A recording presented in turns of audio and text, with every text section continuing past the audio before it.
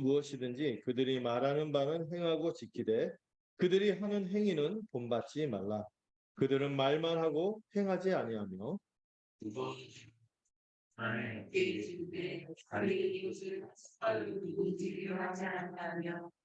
그들이 모든 행위를 사람에게 보이고자 하나니 곧 그 경문띠를 넓게 하며 옷을 길게 하고 시장에서 문안받는 것과 사람에게 랍비라 칭함을 받는 것을 좋아하느니라.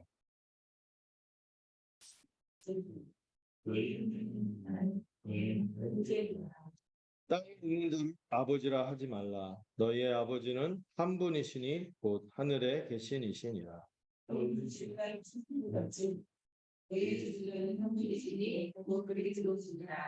너희 중에 큰 자는 너희를 섬기는 자가 되어야 하리라.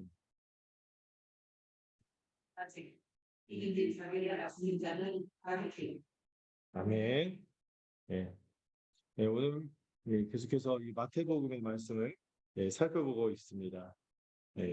오늘 그 배임문 성도님 가정은 지금 차 안에서 지금 같이 모여서 이렇게 예배를 드리고 있어요. 지금 아마 오늘 좀 피치 못해서 가족을 방문해야 되는데 좀 믿지 않는 분들 한계 있다 보니까 이렇게 예배하는 게 있지 않은데도 이렇게 애써서 예배하고 있습니다. 주께서 동행을 주시도록 간절히 또 바라요.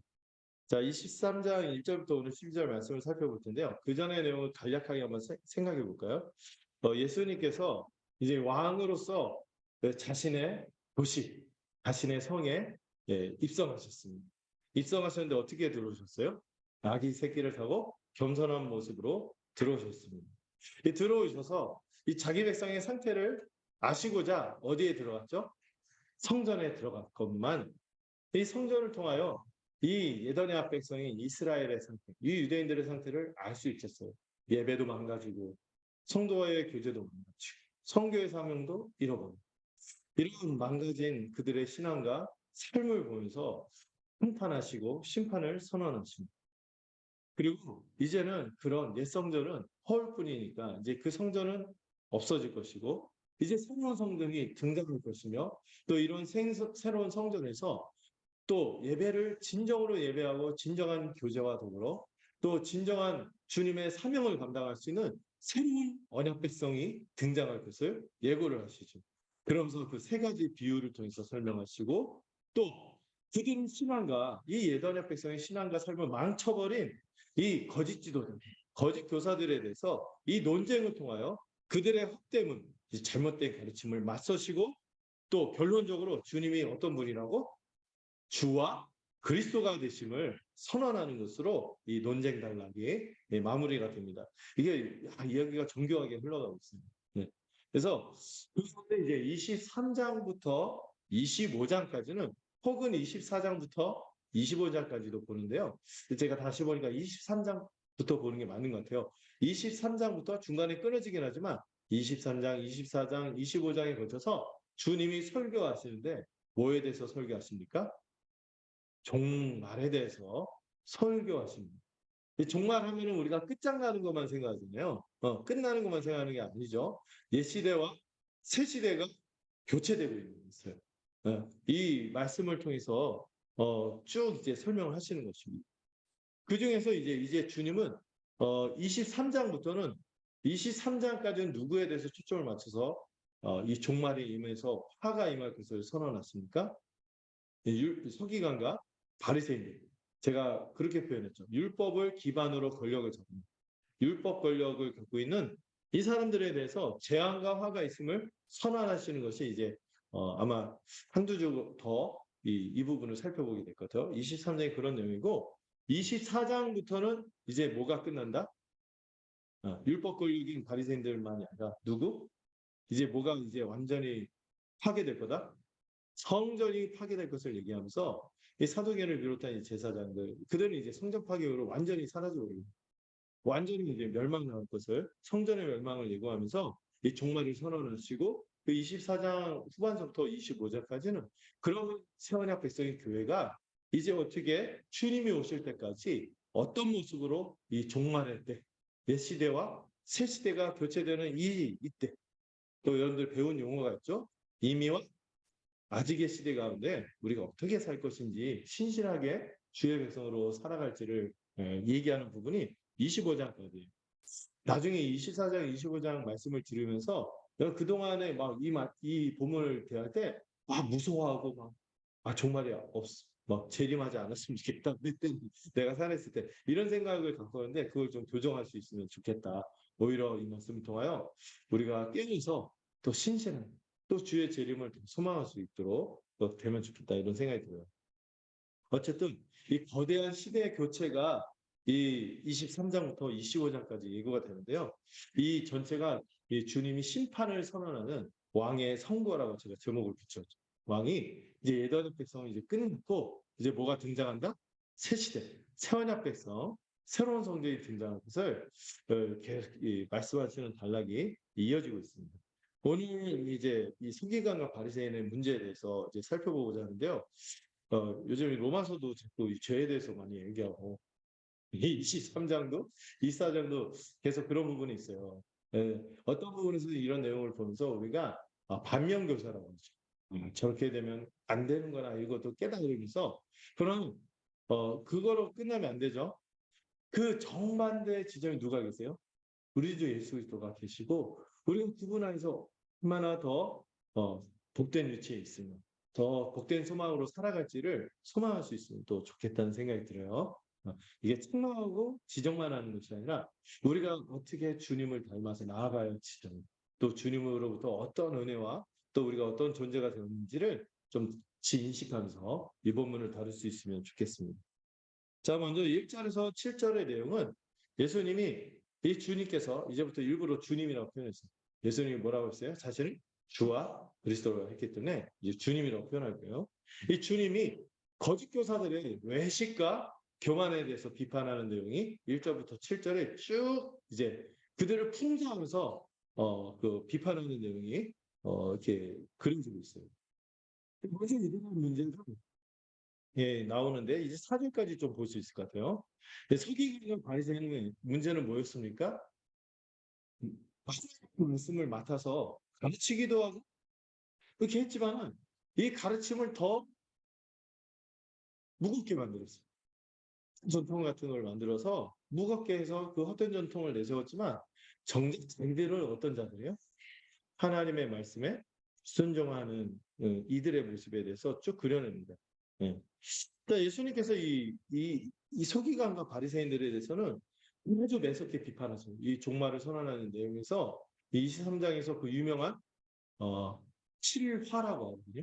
한국의 대칭점으로 이 서기관과 바리새인에 대해서 7가지 화를 선언하십니다. 근데 어떤 사본의 그 한 가지 내용이 더 추가되어 있기 때문에 8가지 화라고도 불리우기도 해요. 정말 하나님의 백성이 아닌 자들의 모습이 얼마나 참 그런가. 예. 비루한 이걸 볼 수 있죠. 아주 매섭게 비판하세요. 예수님이 먼저 이들에 대해서 얘기할 때 이들은 누구의 자리에 앉아 있다고요? 모세의 자리에 앉아 있다고 그리고 있어요.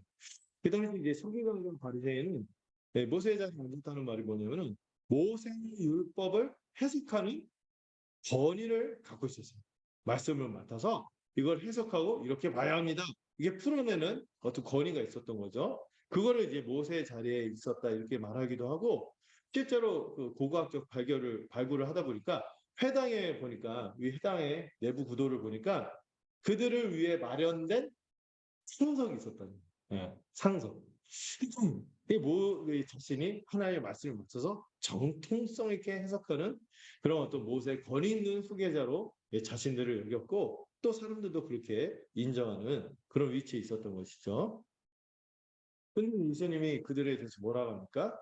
여기서부터 주의 깊게 봐야 되는데요. 그들이 말하는 무엇이든지 행하고 지켜야지만 그들이 하는 행위는 본받지 말라. 이렇게 말씀하셨습니다. 그리고 그 이유도 얘기하시죠. 왜 그래요? 말만 하지 실제로 그 말대로 행하지 않기 때문에 그렇다고 얘기합니다. 이 본문을 해석할 때 여러 가지 좀 얘기들인데 제가 아무리 봐도 그 앞에서 산상수훈에서 얘기한 거고 좋아해야 되고 이 본문의 흐름은 이들을 비판하는 거죠. 신랄하게 아주 비판하는 내용이기 때문에 또 뒤에 보면 이들의 모습은 약간 풍자적으로, 약간 그 이런 표현을 좀 쓰면 되는데 약간 비꼬는 이런 식으로 해서 이들을 신랄하게 비판하고 있거든요. 그래서 이 앞에 있는 이 말이 있잖아요. 그들이 말하는 것은 무엇이든지 행하고 지켜야 한다 하면 할 때 무엇이든 다 지켜야 된다는 거잖아요. 근데 이게 좀 충돌이 되지 않나요? 그들이 말하는 다 행위도 문제지만 그들의 가치는 문제가 없었나요? 물론 사람에게 가르치면은요. 서기관 바리새인 누가 하도 우리가 지켜야죠. 근데 여기서 지금 이 표현은 많은 분들이 이걸 좀 비꼬는 표현, 풍자하는 표현이다 이렇게 얘기하고 있어요. 이어서 이들의 가르침은 행하고 지켜야 한다는 말은 예수님 진짜로 그들의 가르침이 문제가 없으니까 다 행하는 말이 아니죠. 왜냐하면 앞에서 선상설교에서 옛사람들이 일렀으되 하면서 옛사람들이라면서 이 서기관과 바리새인들이 붙잡고 있었던 장로들, 유대 랍비들 그들의 해석에 대해서 비판하셨거든요. 잘못된 가르침이나 하나님의 말씀에 없는 것을 더하고 말씀에서 가르쳐야 하는 중요한 것들을 빼버리고 이런 것에 대해서 비판했기 때문에 지금 이 말씀을 그 문자적으로 이렇게 받아들이기는 어렵고 이 맥락, 문맥과 앞에서 선상순하고 그 비교해 보면은 지금 그 비꼬는 식으로 말하고 있다 이렇게 좀 봐야 될 것 같아요. 이게 맞는 것 같아요. 네, 그들이 가르치는 문제 없으니 다행하는 게 아니죠. 다행하는 게 불가능하잖아요. 그냥 율법도 다행하는 게 불가능해요. 그들은 율법에다가 더 무거운 것을 짐을 부과하는 거죠. 네, 지금 이 말씀은 이, 이 이어지는 문맥을 보면 이들을 계속해서 주님이 풍자하면서 비판하기 때문에 이렇게 표현할 수 있을 것 같아요. 이렇게. 네. 너희들이 그들의 가르침을 다 지켜 행하려고 할 테면 해봐라. 그런데 그들이 하는 행위는 본받지 말아야 한다. 왜냐하면 그들도 막상 자기들도 가르치지만 그르쳐 놓고는 행하지 않기 때문이다. 그런데 이들을 따를 것인가?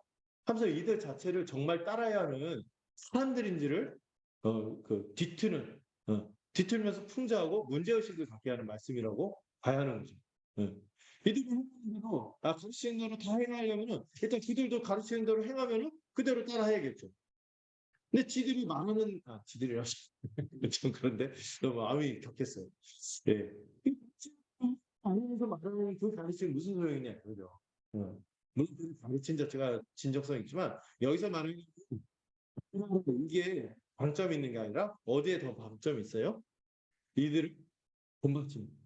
그들의 가르침이 문제가 있을 뿐 아니라 그들은 자기가 가르치는 것도 행하지 않으니까 그 가르침 자체도 의심스럽고 그 행위도 의심스럽다는 그런 얘기를 지금 하는 맥락이 되는 것이죠. 그렇다면 예수님은 왜 이들의 가르침과 행위를 따르지 말라고 하십니까? 이들의 문제에서 이제 4절에서 좀 얘기하죠. 어떻게 얘기합니까? 그들의 가르침을 통해서 어떻게 해요? 무거운 짐을 묶어갖고 사람의 어깨에 지우지만은 예, 그 짐을 짓도록 하지만 정작 자신을 어떻게 해? 이것을 풍자적인 표현이죠. 한 손가락도 안 움직이다. 새끼손가락도 안 움직이다. 이런 표현이죠. 움직이는 힘으로 비판하는 가르쳐놓고 그런 사실 이들은 율법 이상의 것들을 막 얘기하죠. 그래놓고는 조금 더 짐도 지지 않고 그것을 원하지 않으면서도 자신은 짐을 지려고 할 마음도 없어. 또 질 수도 없어. 그러면서 사람들에게는 그 기준만 내세우고 짐만 지우는 그런 사람들이었기 때문이다. 이렇게 얘기하는 거죠. 이 무거운 짐이 뭔지는 여러분들 뭔지 아시겠죠? 이미 산상수훈에서 다뤘지만은 하나님의 그 말씀이 아니에요. 하나님의 말씀은 모세가 얘기했어요. 이 하나님의 율법은 원래 가볍고 너에게 먼 것이야. 가깝고 가볍고 쉬운 것이다. 하나님이 은혜로 모든 것을 주시고 지키도록 하실 것이기 때문에 죄인이 나서 거스르기 때문에 이게 어려운 거지 순종하고자 할 때는 이게 어려운 게 아니라는 것이죠. 근데 그런 하나님 말씀과 상관없는 무거운 짐을 이들은 사람들로 하여금 짊어지게 했어요. 그게 뭐예요? 장로들의 전통이었던 거죠. 이 장로들의 전통을 통하여 그 하나님의 말씀과 상관없는 추가적인 규칙들을 늘어넣었어요. 이런 것들을 살펴봤죠. 막 자료들을 보면 나오는데 안식일을 잘 지키기 위해서 어떻게 해야 된다? 일을 할 때 바늘, 붕딱, 뒷딱, 끝까지 괜찮은데 그 이상 하면 일이에요. 마치 시식 코너 갔을 때 3개까지 먹는 거는 그 시식인데 4개 이상은 식사로 간주해서 말리는 것처럼 이런 거 하나하나 세세하게 쪼잔하게 규정을 하는 거예요. 또 이동할 때도 뭐 5리 이상 걸으면 1이기 때문에 그 이상 걸으면 안 돼요. 5리가 얼마나 되죠? 예, 제가 숫자는 어쨌든 5리 이상 걸으면 안 된대요. 이런 걸로 가지고 지금도 유대인들 보면은 예, 안식일이 되면 엘리베이터가 다 매 층마다 쓰게 안 되죠. 이거 누르면 이거 간주해갖고 얼마나 피곤하게 합니까? 하나의 율법에서 얘기하지 않은 이런 것들까지도 만들어갖고 피곤하게 하는 거예요. 예. 근데 이게 목적인 문제가 나중에 드러나는데 뭐예요? 이게 다 자기의 공로로 하나님께 인정받을 수 있다는 생각이 있고 또 다른 사람에게 과시하려는 이런 게 예, 깃들어 있는 거죠. 정교도 마찬가지예요. 정교교류도 무엇을 씻는지 막 그릇도 씻어야 되고 이것도 씻어야 되고 이것도 씻어야 되고 충격이 아니죠. 이렇게 해서 뭔가 이렇게 하면 내가 하나님께 받아들여질 수 있다 생각하는데 주님이 그런 거 씻지 말고 어디를 씻으라 했어요? 우리의 죄인된 마음이 씻겨져야 된다고 얘기했잖아요. 그거는 어디까지 씻어야 되냐? 손을 씻는데 예, 대충 예, 제가 급할 때 막 이렇게 막 예, 비누 습장 묻히고 이러잖아요. 정식은 막 이렇게 여기까지 해야 되잖아요. 근데 유대인들의 규정은 어때요? 끝까지 씻어라. 막 어떤 사람이 여기까지 어깨 둘지까지 이런 식으로 막 이런 걸로 상대적으로 자기 의를 주장하고 이런 것들을 막 지켜야 한다고 얘기하는 거죠. 네, 이런 것들을 오늘 이제 우리가 적용할 때 뭐라고 하죠? 아디아 호라. 이 비본질적인 것들, 본질적인 게 아니라 비본질적인 것들로 막 이렇게 해서 이런 것들을 조금 더 잘하면은 다른 사람보다 조금 나은 것처럼 이렇게 여기고 지체를 없이 여기고 하나님께 진정성 있는 마음은 없는 상태에서 이런 종교 행위만 하는 거죠. 네. 그런 무거운 짐을 사람들에게 짊어지었습니다. 원리 율법보다도 이 무거운 장로들의 전통으로 지켜야 할 온갖 규칙과 의무들을 늘어놓아서 정작 져야 하는 짐은 안 지게 하고 또 짐을 더 무겁게 만든 거죠. 원래 우리가 이 말씀을 통하여 하나님의 뜻을 순종해야 되는데 이 하나님의 핵심적인 뜻이 뭐라 했어요? 율법에 나오죠. 지난번에 배웠죠. 하나님을 사랑하고 이웃을 사랑하고 그리고 하나님을 사랑하고 이웃을 사랑하기 위해서 우리는 어쩌면 기록되어 있는 것보다 더 마음으로부터 더 많은 것을 할 수도 있는 거예요. 사명도 감당하는 거죠. 예배, 양육, 또 성도의 교제와 더불어 우리가 이 복음을 전하는 거예요. 이런 것들도 중요한 것, 이런 것들이 중요한 건데 이런 것들을 못하게끔 하는 그런 것들이죠. 이걸 경계해야겠죠. 또 이 율법에 덧댄 것도 문제지만 이들의 가르침은 기본적으로 뭐였죠? 율법주의적 가르침이죠. 율법주의.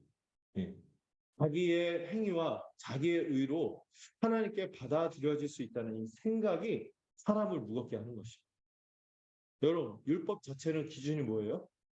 모든 것은 항상 다 지켜야 하는데, 근데 이들은 모든 율법을 다 지켜야 한다고 하면서 정작 지들은 지켜요? 못 지켜요. 지키지도 못하는데, 이런 건 지레 숨기면서 자기들은 남들보다 더 열심히 행하는 거죠. 상대적으로 더 괜찮은 것처럼 보이는 게 힘쓴 것이죠. 이것만 내세워서 자랑으로 삼았습니다. 실은 자신이 죄인임을 깊이 깨닫고 늘 주 앞에 겸손하고 지체들을 볼 때 나보다 이렇게 여기면서 살아야 되는데 그게 아닌 거예요. 맨날 자기가 열심히 행하는 거 이걸 통해서 자기를 내세우고 자랑으로 삼았죠. 자신이 죄인임을 깊이 깨닫고 하나님께서 베푸신 이 대속의 은혜를 붙잡았어요. 구약시대 때에도 이 대속의 은혜가 있었잖아요. 주님께서 은혜 주시지 않으면 나 정말 서 있을 수 없구나. 이걸 붙들고 은혜를 붙들고 살아 있어야 되는데 이들은 율법주의와 자기의에 빠져서 오히려 무거운 짐을 사람들로 지게끔 하고 근데 정작 지들은 져요? 못 져요. 못 지니까 질 마음도 없고 능력도 없으면서 실상은 주님이 말씀하신 것처럼 한 손가락도 움직이지 않는 하나님의 뜻에 대해서 온전히 순종할 마음도 없고 능력도 없는 자들이 당시 서기관과 바리새인들이었습니다. 여러분 우리 이렇게 신나게 주님과 함께 막 그들을 비판했지만 실상 그들의 모습을 보고 우리 가운데 신앙생활하는 모습으로 그들을 보면은요 되게 존경할 수 있는 그런 사람들이에요. 그런데 그 속이 그렇지 않았다는 거예요. 속. 예, 이 우리에게 조금 많이 생각하게끔 하는 거죠. 우린 뭐를 붙든가? 정말 복음을 붙들고 주 앞에 겸손하게 살아가고 네, 지체들을 사랑하면서 살아. 이런 거. 어. 또 이들의 문제점을 계속해서 얘기하는데요. 이들의 문제점은 뭡니까? 자기 과시에 빠져 있다는 거예요. 이들의 그렇게 막 종교적인 행위를 열심히 하고 짐을 무겁게 하고 뭐 이렇게 하는 것에 대해서 풍자하는데 예. 이렇게 하는 의도가 뭐예요? 예. 오전에서 얘기했죠. 그들의 모든 행위를 사람에게 보이고자. 네. 그들의 동기는 하나밖에 없어요. 사람에게 보이는. 하나님 앞에 하나님 안 보이시니까 그냥 그런데 사람들은 보잖아. 사람들이 하나님 나를 보는지 안 보는지 그거 의식 안 해요. 하나님 앞에서 진실하게 행하는 것이 아니죠. 또 사람들에게 보이고자 하는 것이 어떤 그들을 숨기고자 하는 것이 아니라 사람들에게 뭐 하려는 거예요? 자신을 포장하고 가시화하고자 하는 거죠. 우리가 하는 모든 행위들은 사람들에게 보일 수밖에 없어요. 보일 수밖에 없는데 중요한 건 뭐예요? 네. 보이려고 하는 그 동기가 뭐냐? 그들을 섬기고자 하는 것이냐? 아니면 자기를 포장하고 과시하고자 하는 거냐?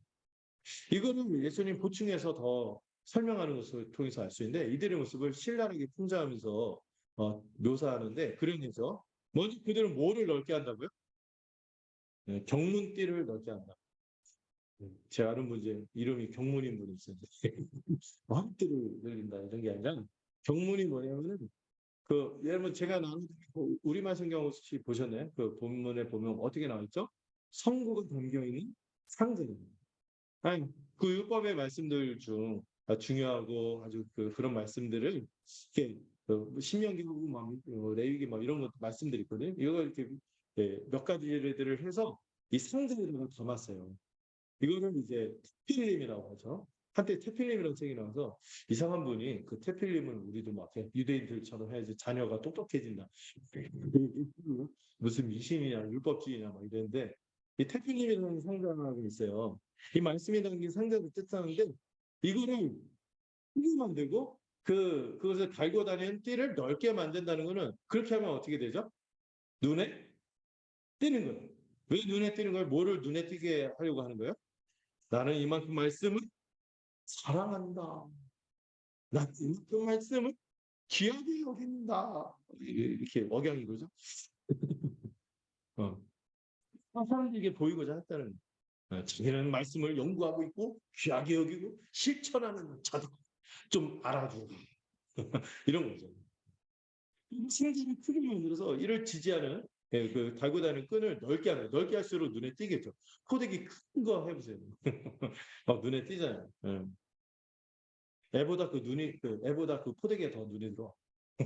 막, 뭐 명품으로 막 이런 거 있잖아요. 제 아는 그렇게 없어요. 어떤 거죠? 예. 지금 가방끈을 길게 한다고 볼 수 있어요. 가방끈, 경문띠를 이렇게 가방끈, 가방끈을 길게 한다니까 오늘날 어떤 모습하고 비슷한지 좀 떠오르시죠? 예, 예. 싸움, 박사학위, 뭐 이런 거 있죠. 어떤 데 가니까 뒤에 사기증 하고 명함에 무슨 명예 박사, 무슨 박사, 무슨 박사 공부를 했는지 많은지 모르겠지만 뭐 이런 거 하면서 막 좋아하고 막 사람들한테 한 글자 자기가 말 안 하죠. 항상 이분은 무슨 박사이십니다. 말하는 분을 꼭 옆에 둬요. 자기 입으로 하면 떨어지죠. 저기 떨어지니까 항상 대신 말해준 사람을 대신 놓고 이렇게 하는데 이들이 그렇게 했다는 거예요. 음. 이들이요, 이 태필립, 송구상자를 넓게 하고 이렇게 한 거는요, 많이 갖고 다녀서 정말 진리를 사랑하고 말씀을 붙잡고 그렇게 하려고 하는 게 아니죠. 그리고 이걸 해서 사람들한테 잘 가르쳐서 유익을 끼치려고 한 게 아니었죠. 이유가 뭐였어요? 사람들에게 주목받을. 나 좀 봐주라. 나 좀 인정해주라. 이런 거였다는 거죠. 그래서 막 숙이 있다는데 열심히 막 그런 물론 공부를 정말 좋아하고 하나의 진리를 살아서 이런 분들이 있는데 어떤 분들은 좀 더 큰 교회, 좀 더 괜찮은 교회 이런 데서 잘 뽑히려고 이렇게 하시는 분들이 좀 있어요. 대체로 안 그런 정말 신실한데 가끔 그런 분들이 있는 거죠. 옷을 길게 하는 건 뭡니까? 옷을 길게 하는 것도 마찬가지죠. 민수기를 보면요. 이, 이 옷을 달게 하는 그 말씀이 있어요. 이 파란색 끈이 달린 예, 그 옷수를 이 소매 끝에 있잖아요. 네, 소매 끝에 이렇게 달게 했어요. 그래서 여기 다는 이유가 뭐예요? 계속해서 하나님을 의식하고 말씀을 생각하도록 옷수를 달았습니다. 파란색 끈이 달린 옷수였는데 이건 일종의 서약 같은 의미가 있었어요. 하나님의 말씀에 순종하는 그 민수기의 말씀을 보면은 하나님의 말씀에 순종하고 죄를 짓지 않겠다는 일종의 서약서 같은 그런 기능을 한 게 옷수를 다는 의도가 민수기에 나와 있어요. 그래서 예수님도요 실제로 옷수를 발견했어요. 여러분 기억나십니까? 혈우병 걸린 여인이 예수님 어디를 잡았어요? 옷자락을 잡았다 했잖아요. 그 옷자락을 잡았다 할 때 그 잡은 부분이 옷을. 그 잡은 거예요. 그게 무슨 흉험이 있는 건 아니죠. 예수님이 스쳐도 능력이라. 그 믿음으로 나음을 얻었는데 어쨌든 예수님도 이를 달게했는데 이들은 달긴 다는데 어떻게 달았어? 길게. 이렇게 왜 길게? 이렇게 길게 하는 거죠. 상모들려 집을 놀이하고 이게 아니죠. 네. 이 길게 하는 의도가 뭐겠어요? 자신의 종교적인 열심, 종교적인 지위를 하나주 이걸 드러내고 과시하려고 하는 거죠. 그리고 우리식으로 얘기하면 이게 막 눈에 띄는 화려한 금색빛 가운 막 이런 게 있는 거예요. 가운이 있는 거. 네. 가운이 무슨 특별한 예식이 있을 때 성례가 있을 때 좀 더 주님에게 주목하고 의식을 귀하게 여기려고 하는 걸 나쁘다고 얘기하는 건 아니에요. 근데 로마 카톨릭의 사제라든지 또 일부 어떤 목사님들 보면 아무 생각 없이 아니면 또 약간 의도지. 성도들하고 나는 조금 구별됐다. 구분된다. 좀 우월하다. 이걸 드러내기 위해서. 로마 카톨릭 신학 자체가 그러니까. 예수님만 중보자인데 그 사이에 형제들이 끼잖아요. 그래서 막 이런 가운을 입고 자기를 차별화되는 모습으로 나타내는 거죠. 그래서 종교개혁자들이요. 개혁한 것 중에 하나가 뭔지 아세요? 성가대 없애고 가운도 없앱니다. 네. 가운을 안 입었어요. 될 수 있으면 가운을 안 입고 화려한 복장이 아니라 수한 차림으로 이 앞에 말씀을 전할 때 뭐에만 집중하도록 이 사람이 아니라 그가 전하는 말씀을 통해 그리스도가 드러나기 때문에 이 그리스도를 집중할 수 있도록 넥타이도 튀면 안 돼요. 예. 그래서 혹시 여러분들 혹시 저한테 넥타이 주시면은 좀 수수한 거, 볼품 없음. 일부러 종교개혁자는 그럴 때 까만 거 될 수 있으면 입고 까만 옷 입고 막 그런 게 그런 마음 정신이 있었던 거죠. 근데 그런 복장이 어떠한 것이 중요한 게 아니에요. 뭐만 드러나게 하고 그리스도만 드러나게. 음. 근데 예수님도 옷을 달았어요. 이 복장이 잘못됐다는 게 아니고, 뭐 저도 뭐 이렇게 여러분들도 같이 보면 기경 목사님 이쁘시다 이런 서로 기분 좋게 하기 위해서 이게 할 수도 있어요. 이게 나쁜 게 아니라 뭐가 문제예요? 이 위선적인 자기를 과시하고자 하는 속마음, 이 속에 있는 깔려 있는 동기 이걸 따르지 말라는 분들. 이렇게 자기 과시하는 목적이 있습니다. 뭐 하려고? 대접받으려고. 그 6절, 7절에 쭉 나오죠. 대접받으려 하는 거죠. 이들은 자기를 이렇게 과시함으로써 헛된 명예와 지위를 추구했습니다. 안타깝게도요, 사람들은 죄인이라서 그런지 몰라도요, 그 신자는 좀 뭔가 진실한 걸 분별할 수 있는 눈이 생긴다고 생각하거든요. 근데 믿음이 뭔지 모르고 진리가 뭔지 모르면요, 이런 스킬들이 있어요. 이런 외양들, 여기에 혹합니다. 거기에 권위가 있는 줄 알고, 그거 거기에 그냥 막 그런 사람을 진짜 있어 보인다 하면서 막 따르고 그래요. 어리석은 거죠. 이들이 대우를 받는데 사람들이 또 그걸 가지고 대우를 하거든요. 옷차림이 좀 다르지. 야고보서에도 나오죠. 옷차림이 달리하고. 이 겉으로 보이는 외양 이러면은 말투도 막 말투도 이렇게 좀 이렇게 하고 얘기해야 되고 막 이런 정치들이 있어요. 이런 걸 입장에서 자신의 헛된 명예와 지위를 추구하는 거죠. 왜? 존대받고 대접받는 거예요. 이들이 원했던 게 뭡니까? 어떤 잔치가 벌어지면 주인이 메인 게스트 해갖고 그 호스트가 메인 게스트 자리를 승석에 이렇게 딱 배치를 하잖아요. 거기에 앉아야 자기가 인정을 받는 것 같아요. 이걸 좋아하는 거죠. 또 회의에서도 주목받는 높은 자리들 이게 쫙 하는 거죠. 그래서 이게 뭐 얘기가 엇갈리긴 한데 옛날에는 성가대석과 더불어 이 장로석이 있었잖아요. 물론 직분을 존중하는 의미가 있었지만 이 장로님들 거기 앉는다 할지라도 이런 의식, 이런 속에 동기가 있다면 문제예요. 양 저들과 구분된다. 이러면 안 되는 거죠. 이렇게 의존을 요구하는 거죠. 자기는 다른 사람과 달리 대우받고 돋보이려고 하는 거예요. 그래서 의존 좋아하면은 이상해지는 거예요. 의존. 삶 지위를 원하는 거죠. 이영 목사한테 들었던 얘기인데 이영 목사한테 이제 환전에서 일했거든요. 그래서 일할 때 어느 정도까지 이제 G급까지 갔는데 G급 이상의 상급자한테 보고를 하면은 그게 정지선이 있고 책상이 이렇게 멀리 떨어져 있고 그게 정지선이 있어서 거기서 탁 이렇게 우리처럼 막 그 프린트 몇 장 들고 막 이렇게 이게 주단 같은 거 있잖아요. 들고 정식으로 딱 이렇게 보고를 하는 거죠. 그래서 지정된 거리가 있어요. 높을수록 거리가 멀어. 목소리도 크게 해야 되고, 공중해야 되고, 들어갈 때 몇 보의 폭으로 해서 막, 이런 에티켓 있잖아요. 이런 걸 해서, 예, 이렇게 하면요, 사람이 어리석게도 그 에티켓에 의해서 가스라이팅이 돼요. 이 사람을 더 이렇게 해야 되는 것처럼 이런 것들로 조종이 되는 거죠. 예. 이런 식으로 해서 이런저런 형식으로 인위적인 권위를 느끼도록 장치를 드는데, 이들이 그렇게 하면 의도는 뭐예요? 예, 대접받는 거예요. 뭐 그런 얘기를 하죠. 그래서 옛날 목사님들이 다뭐 신실하셨는데 어떤 분들 막 그래. 식사할 때도 어떻게 자기 먹고 싶은 게 있어도 자기가 젓가락을 이렇게 툭 뻗지 말라는 거예요. 누가 갖다 줄 때까지 기다리는 거예요. 그렇게 해야지 뭔가 있어 보이는 거죠. 좀 험한 거죠. 그냥 같이 형제고 막 이런 거 이렇게 해야 되는데 뭔가 이렇게 하는 거예요. 그래서 막 친하게 지내면 안 돼. 그래서 막 성도들과 일부러 거리를 들어요. 네. 그래서 같은 성도의 교제를 누려야 되고 하는데 그냥 뭔가 인위적인 권위를 만들기 위해서 막 이렇게 하는 거죠. 이거 이 주님이 말씀하신 거하고 맞는 건지 생각을 해봐요. 음. 또 시장에서 문안받는 것은 뭡니까? 아니 안녕하세요 하고 친구를 나타내는 인사가 아닙니다. 그게 아니라 이 시장은 어떤 장소죠? 사람들이 많이 오가는 장소, 공개적인 장소죠. 여기에서 문안이는데 이 일종의 그 존경의 표시를 경례나 목례를 하듯이 그렇게 하는 걸 뜻하는 거예요. 네. 자신의 우월한 지위와 존경받고 있음을 알아주길 바라고 딱 자기가 하면 무조건 다 일어나야 되고 막 이런 거 있잖아요. 막 이런 거. 막 이런 걸 요구하는 거예요. 그리고 대접받으려고 하는 것이죠. 음. 이 라삐는 호초 당시에 라삐라 칭함을 예, 받는 것을 좋아한다 했을 때 이 라삐가 그냥 단순히 선생님만은 아니에요. 그 당시 라삐는요, 약간 존경을 뜻하는 표시에 의미가 담겨 있긴 했어요. 물론 적들이 예수님을 그리스도이심을 부정하면서 비꼬는 용어로 쓰기도 했지만은 라삐 자체는 뭐 보통 라삐라고 부르면 굉장한 존경을 표시하는 그런 용어였습니다. 약간 우리식으로 말하면 각하 비슷하거든요. 각하. 써 이러잖아요. 하이니스 막 이러잖아요.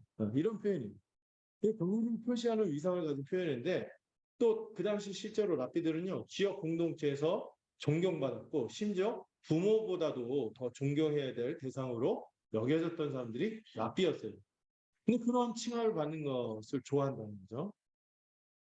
이런 성기관과 바리새인들이 갖고 있는 이 겉과 속이 다른 외식, 자기과시, 이 교만함으로 그들은 주님께 비판을 받았어요. 그들의 그렇게 한 결과로 그냥 그런 똑같은 사람들이 그런 모습으로 신앙을 지도한 사람을 닮아갈 수밖에 없잖아요. 네, 그렇게 가는 거예요. 하나님 사랑은 없어. 이웃을 사랑은 없어. 다른 사람을 섬기는 것에 마음은 없어. 네, 그저 자기만 살아. 그저 자기만 대우받으려고. 자기만 섬기려고 하는 것이죠. 조금 더 희생할 마음이 없어요. 대우받으려고 할 뿐이지. 이는 지식이나 옷차림이나 직책이나 학위 등을 가시하는 것으로 나타나게 돼 있는 것이죠. 슬프고 안타깝게도 교회를 섬기는 위치의 직분자와 지도자들이 이런 비슷한 것을 추구하고 닮아지는 모습이 간혹 나타나요. 거짓 교사의 길을 가는 것임을 생각하고 경계를 삼아야 됩니다. 예수님은 근데 어떤 분이세요? 그런 교사들과 거짓 교사들과 전혀 다른 주와 그리스도이십니다. 우리 주님은요, 이런 거짓 교사들과 달리 말과 행함이 완전히 일치하시는 분이셨으며 또 그분은 짐을 무겁게 하시는 분이 아니었어요. 오히려 우리의 짐을 가볍게 지도록 하시기 위해서 우리의 짐을 대신 져주신 분이었던 것이죠. 심지어 죽음의 짐까지, 죄의 짐까지 우리 대신에 이 무거운 짐을 짊어지신 분이세요. 자기를 무시하고 사람의 인정을 받으려는 이 거짓 교사들과 달리 주님은 구태여 자기를 드러내려고 하지 않고 하나님 앞에서 진실하고 신실하게 자신의 사명을 묵묵하게 수행하셨습니다.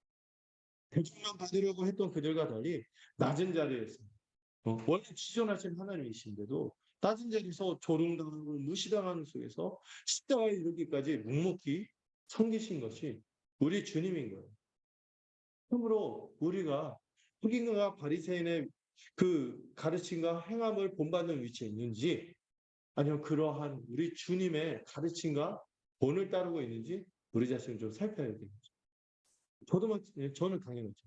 저도 막 그래서 제가 굉장히 그 여러분들 친하게 지내려고 하고 약간 권위 같은 거 막 일부러 내세우려고 하지 않는 것도 그 인간적인 권위 그게 아니라 말씀의 권위만 드러나야 됩니다. 또 여러분들이 그렇다고 무조건 안 되죠. 왜 자칫하면 말씀의 권위나 그리스도의 권위가 이 말씀과 직분을 통해서 행사하기 때문에 우리가 이렇게 귀하게 느끼는 것이죠. 그러나 여러분들도 가르치는 위치에 서고 또 누군가를 이렇게 이끌어가고 이렇게 자라가게 될 텐데 우리 주님의 가르침과 본을 기억하셔야 돼요. 이 반면교사로 이들의 모습을 닮아가고 있지는 않은지 경계를 삼아야 하는 것입니다. 자, 여러분 10절까지 봤고요. 8절에서 10절 한번 읽어볼까요? 네, 8절에서 10절 읽어보겠습니다. 시작. 너희 선생님 하나님 너희 다양들이자 아니에게 나를 아버지 같이 믿는 선생님은 지키 원하게 있습니다. 또한 즐거운 지식의 천천 이들이 결혼하는 일이 곧 우리들입니다. 이 말씀을 잘 이해하셔야겠죠? 먼저 우리들한테 요청을 하는데 너희는 먼저 랍비랑 칭함을 집어라. 또 10절에서는 지도자라고 칭함을 받지 말라고 하십니다. 네.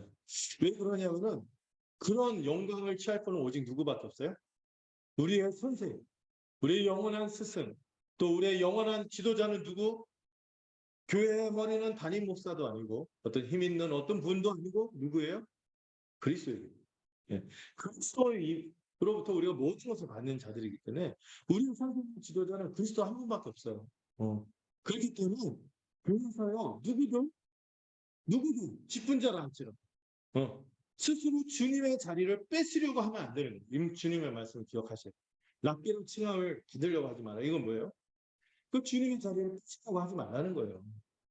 원래 그리스도께서 받아야 할 영광을 왜 사람이 뺏고자 합니까? 그런 유명한 이야기가 있어요. 어떤 나귀가 있는데요. 어떤 성에 들어갔는데 사람들이 자기한테 뭐 화를 하면서 막 좋아하는 거예요. 이 나귀가 스스로 생각하고, 야, 내가 좀 꽤 괜찮은가 보다. 하면서 막 거만하게 목을 들고 이렇게 했어요. 그랬더니 갑자기 옆에서 그 나귀 새끼 옆에 나귀가 있었잖아요. 그 나귀가 뭐라고 했대죠. 야, 너 때문에 그런 게 아니라 너 태운 분 때문에 그런 거야. 우리는 다 그 나귀 새끼 아니겠어요? 주님 때문에 그런데 나귀 새끼가 거기를 찾고 내가 뭐 괜찮은 것처럼 엄마가 갈궈줘야지. 야, 너 때문에 그런 게 아니라 주님 때문에 그런 거야.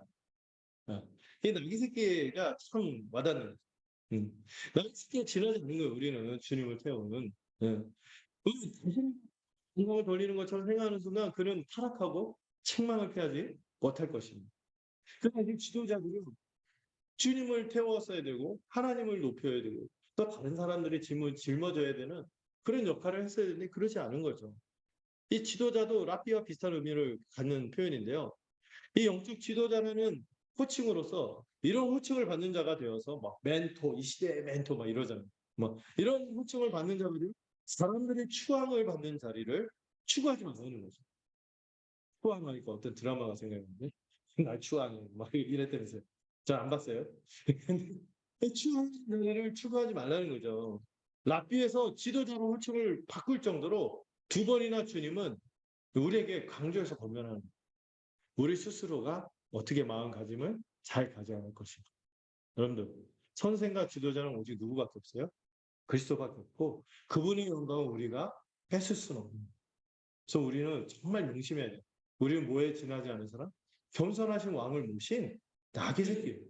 우리 모신 분이 그렇게 환영을 받을 만한 마땅한 분이시지만 그렇게 겸손하셨는데 굳이 그분을 태운 주제에 나이 새끼 주제에 왜 이렇게 우리는 권리를 주장하고 막 이렇게 하고 할 수 있겠습니까? 우리는 그러지 말아야 되는 거죠. 대신에 참된 선생이자 지도자는 한 분, 우리 주님이십니다.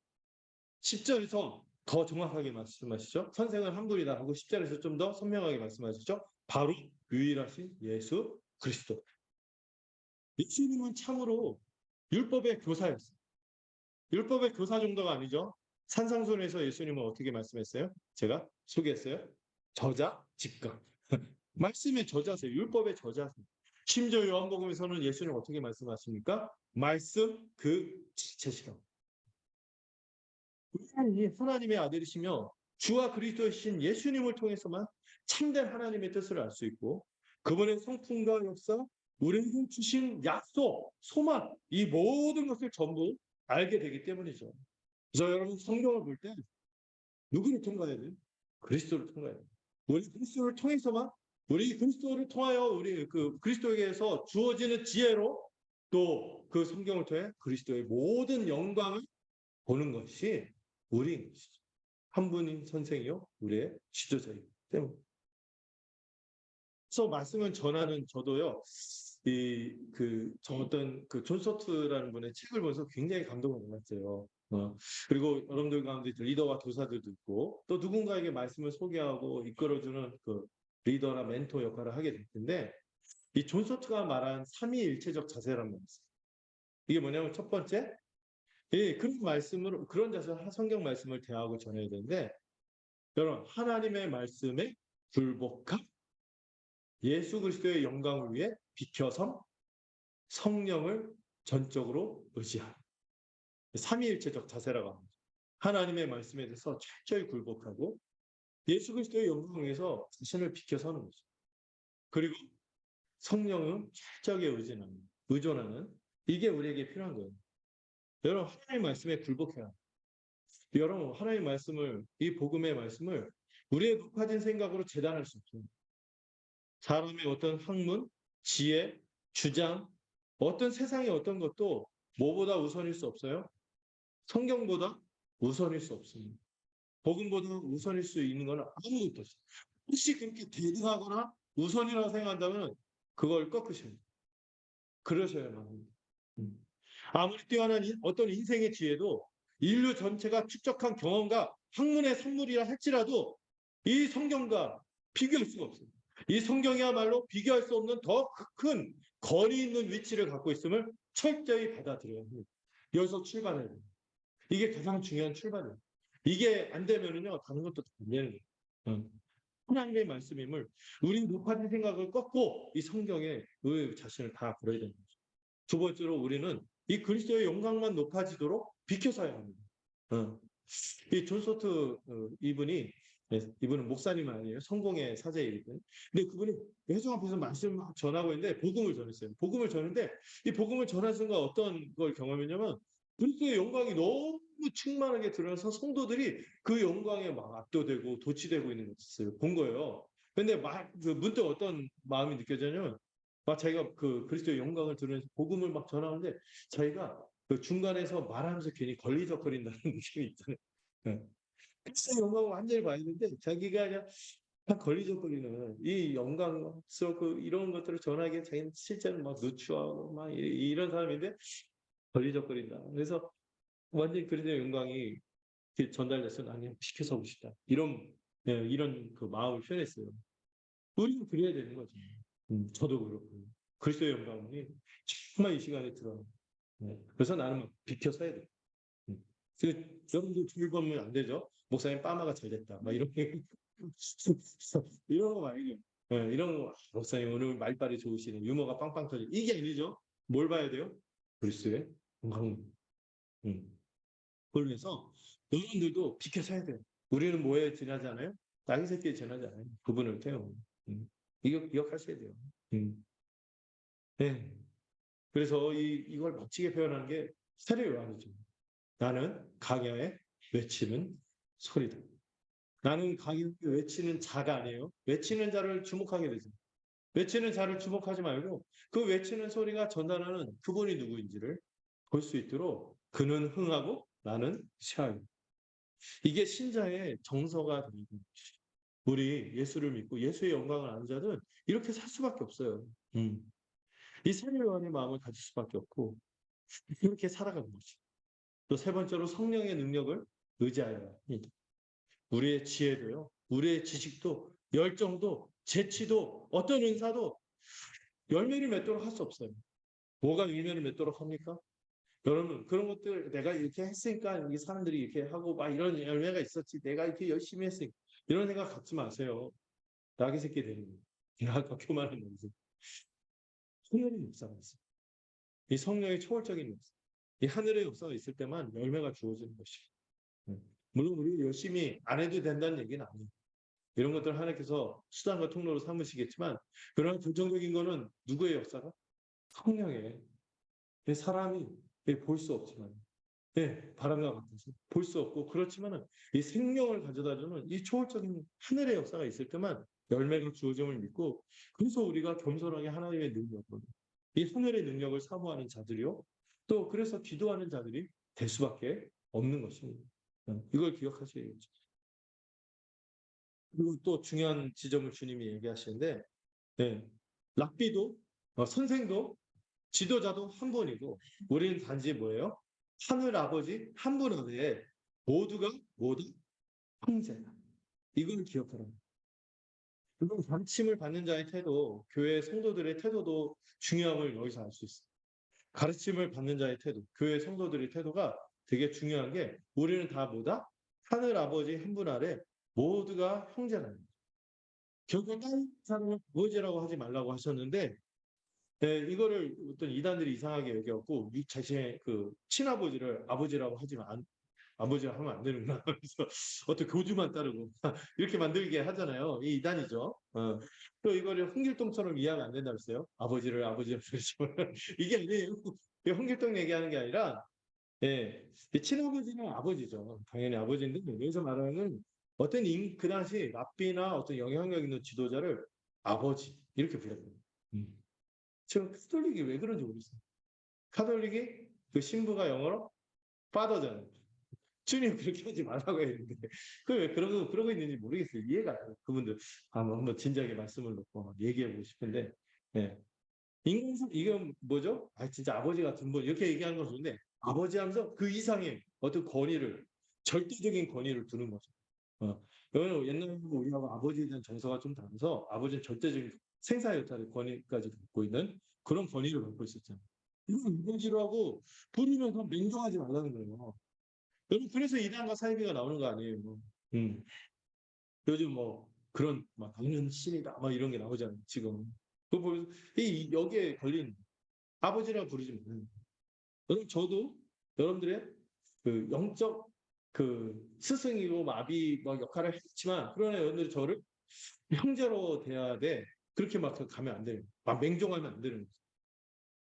왜 이런 얘기를 하시냐면은 당시 배경에 어떤 랍비들이요 아버지라고 불리면서 어떤 사람들에서 팬덤이 형성돼 있었어요.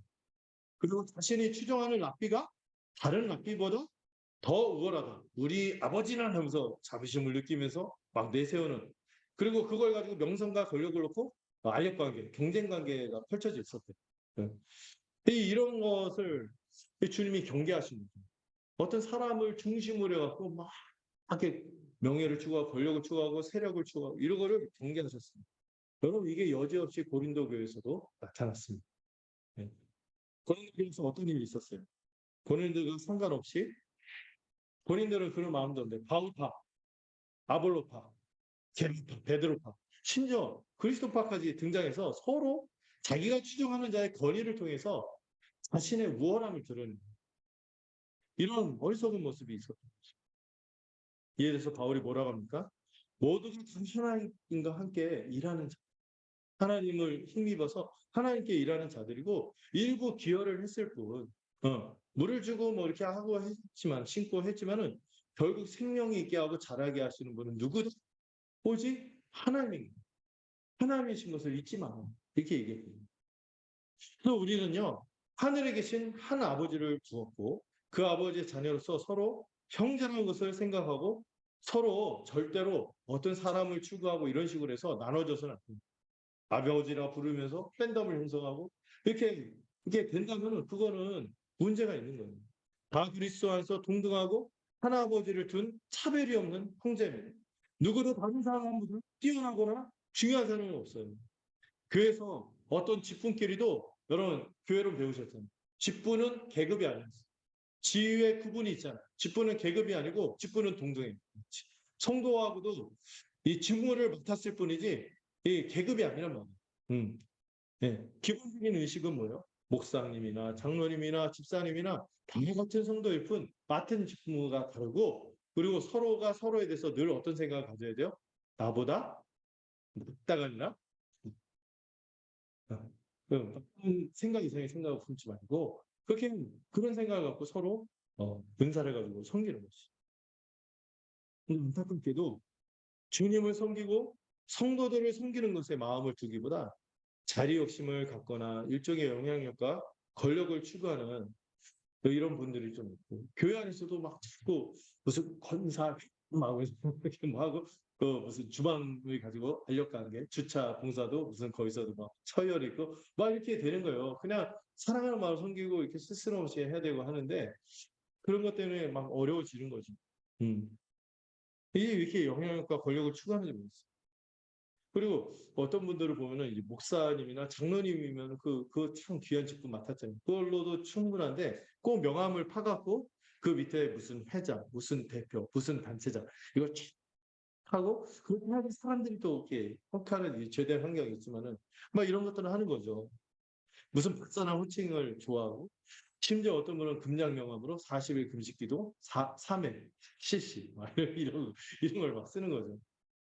이런 게 다 헛되고요. 주님의 뜻대로 가는 것이 아니라 반대로 가는 것이죠. 아니 두 분에서 또 여러분 좀 그런데 분별해서 이 말씀을 받아들일 때 분별하고 잘 이해해야 될 지점이 있어요. 근데 바울은요 어떻게 보면은 이 본문의 맥락하고 좀 반대 아닌가 이런 질문이 생기는 표현들을 좀 해요. 디모데 전서에서 보면은 랍비라 칭함을 받지 말라, 지도자라 칭함을 받지 말라 했는데 디모데 전서를 보면은 직분을 갖고자 하는 것은 직분을 갖고자 사모하는 것은 선한 일이다. 선한 일을 사모하는 것이다. 이렇게 얘기하거든요. 이게 뭐냐, 이게 충돌되냐, 이렇게 생각을 해야 되는데, 그게 충돌되는 게 아니에요. 여러분, 당시 직분은 어떤 직분이었냐면은, 그, 어떤 계급이 아니었어요. 지위가 아니었고, 오히려 성도들을 더 섬겨야 하고, 또 직분자가 된 순간, 더 그 당시 핍박이 있던 상황에서 핍박이 더 리스크가 컸던 그런 직분이었어요. 고난생 핍박이 따르기 때문에 사람들이 잘 안 하려고 했어요. 그래서 아니 나는 주님의 길을 따서 영광스러운 이 가는 주님을 더 잘 섬기고 지체들 돌보는 영광스러운 길이기에 사모하는 게 마땅하다. 이렇게 얘기한 거죠. 여기서 말하는 랍비, 아비, 지도자와는 맥락이 다른 것입니다. 또 바울을 비롯해서 실제로 교회 지도자들, 사도들이요, 이 서신 곳곳에서 자신을 아비라고 또 표현하기도 해요. 왜 그렇습니까? 심지어 가르치는 직분을 가진 자들은 특히 장로들 중에서도 가르치는 장로들은 어떻게 존경하라고? 배나 더 존경하라고 부탁해요. 왜 그런지 이해를 하셔야 돼요. 그가 그냥 그런 신분과 지위를 갖고 있기 때문이 아니에요. 그가 뭐를 맡았어요? 말씀.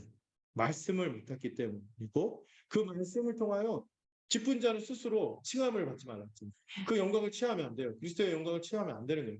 자기 영광을 취하는 것이 아니라 그 말씀을 맡음으로 누구의 영광을 드러내도록 오직 그리스도의 영광을 드러내도록 또 오직 그리스도에게 나아가서 그분에게 생명을 얻도록 직무를 감당하는 자들이기 때문에 그런 직무의 성격상 아비 역할을 하는 것이고 그런 면에서 마땅한 어떤 존중할 자를 존중하는 의미에서 그렇게 하는 것이죠. 그러나 오늘 주님의 말씀하고 같이 생각해 우리 땡땡을 형성해서도 안 되고 또 스스로도 그런 막 이렇게 자기 영광을 추구하는 이런 것을 경계하셔야 됩니다. 우리는 왜 직분 이런 것들을 직분의 권위를 존중합니까? 말씀 때문에. 예. 또이 말씀에 대한 말씀 맡은 직분을 함부로 여길 때 치타면은 이 그리스도의 통치가 이 직분자가 말씀을 신실하게 섬기고 있으면은 그것마저도 업신여기는 결과가 되기 때문에 경계하는 것이죠. 그러나 다시 한번 말씀드리지만 오늘 본문은 저와 우리 중에 누구도 자기 영광을 추구해서는 안 된다고 말합니다. 주 영광을 칭찬하는 것이 얼마나 두려운 일인지 마음에 새겨야 합니다. 또 우리 중에 그 누구도 어떤 사람의 외적인 조건에 빠져서 오직 우리가 따를 분은 누구예요? 주와 그리스도 대신 예수 그리스도인데 그런 예수님이 아니라 저와 더불어 어떤 사람의 팬클럽이 돼서 그를 추종하게 된다면 안 되는 거예요. 진리이신 그리스도만 추종해야 합니다. 여러분은 팬이 아니에요? 뭐예요? 제자인 것입니다. 이를 위해서 주님의 몸된 지체를 고루고루 돌아볼 줄 알아요. 이 팬덤을 형성하면 자기들의 그 친분권 안에 있는 사람들만 이렇게 집중하고 막 이렇게 되잖아요. 그게 아닌 거죠. 고루고루 돌아보고 이를 위해 주님이 교회에 두신 복음의 말씀, 이 성경적 직분이라는 질서를 따라야 우리는 이 말씀을 제대로 이해하고 순종할 수 있을 거라고 생각해요. 자, 마지막 11절, 12절 읽어보도록 하겠습니다. 시작. 누구든지 자기를 높이는 자는 낮아지고 누구든지 자기를 낮추는 낮아지고. 네. 네. 제가 제목을 잘 잡은 교회는 어떻게 살아가는 거예요? 천국의 원리를 살아가는 거예요. 이 천국의 원리가 뭡니까? 역전의 원리라고도 하고 은혜의 원리라고도 할 수 있는데 뭐예요? 큰 자일수록 섬기는 세상. 이거는요. 이때만 나온 말씀이 아니에요. 이거는요. 성경 전체를 관통하는 주제. 큰 자와 작은 자를 섬기리. 창세기에서도 그 말씀 접했죠. 그래서 하나님이 왜 잘나 보이는 에서가 아니라 야곱을 택했습니까? 네. 이 역전된 세상을 만들기 위한 거예요. 이 은혜의 원리, 역전의 원리, 이 전복적인 섬김. 마태복음 그 16장에서도 그 교회에서 누구도 업신여기지 않고 다 존중받고 귀하게 여기는 세상에 대해서 말씀했잖아요. 네. 큰 자일수록 섬기고 세상의 복음들이 주의를 누리고 그렇게 하지만은 너희는 그래서는 안 된다. 너희는 오히려 섬기는 자가 된다. 이게 천국의 원리라는 거예요. 하나님 이런 식으로 천국의 원리, 구원의 원리를 드러내십니다. 여러분, 사실 하나님 자신이, 하나님 당신께서도 이런 역전의 원리를 보여주셨어요. 그분은 가장 높은 분이시죠? 그런데 그런 분이 못하러 우리같이 죄짓고 원수되고 경건치 않고 이런 이 말도 안 되는 인생들을 돌아보시고, 낮고 낮은 돌아보시고, 이렇게 섬기십니다. 주님이 뭐 아버지께서 일하시니 나도 일한다. 우리를 위해서 계속 일하신다는, 섬기신다는. 이걸 기억할 때 이거는 당연한 거예요. 우리가 받아들여요. 주님은요, 우리 하나님은요, 자격을 가진 이들이 아니라 긍휼과 자비로 이 자격 없는 이들에게 끝없이 은혜를 베푸시는 것이죠. 그 은혜를 믿고 그 은혜를 입었기에 교회는 그런 원리가 새겨져야 해요. 큰 자가 작은 자를 섬기는. 하나님 타락해서 뒤틀린 이 세상의 원리, 큰 자가 작은 자를 억압하는 세상의 원리를 이렇게 뒤집어 버리시죠. 이 원리를. 이 죄가 가득한 세상에서 약한 자, 어린 자들은 힘자에 의해 억압당하고 무시당하고 삼켜지거나 유린당하게 되죠. 병탄한다, 막 이런 표현을 써요. 삼키고 막 이렇게 하는 거죠. 그 현실을 슬퍼하는 거 보세요. 이 최근 현실. 저 유경영보다 더 슬퍼요. 이 일자리, 혼자들이 모든 것을 하고만 하고 막 힘들들이 되어서 모든 것을 독식하고 위너 테이키로 막 이렇게 하고 세상 그렇게 된 세상 때문에 이 세상이 점점 폭박해지는 거 아니겠어요? 이 죄된 세상에 주님이 이 세상을 뒤집는 은혜의 원리를 제시하는 큰 자가 작은 자를 섬긴다. 선하신 우리 예수 그리스도께서 가장 큰 자 아니십니까? 그분이 우리를 섬기셨어요. 그분이 우리를 섬기기 위해서 어디까지 처하셨어요? 심판받는 영원한 저주의 자, 지옥 형벌의 자리, 십자가까지 버리신 거죠. 가장 큰 자로서 섬기셨어요. 저는 이런 역전의 섬김으로 모든 것을 다시 회복되는 하나님 나라로 돌아가는 제자리로 삼으신 거예요. 돌리신 거예요. 우리는 또 주님을 따라 은혜를 입어 이 역전된 세상을 살아가는 교회로 사는 것이죠. 그러니까 교회는 당연히 전복적인 섬김이 나타내야 되는 거예요.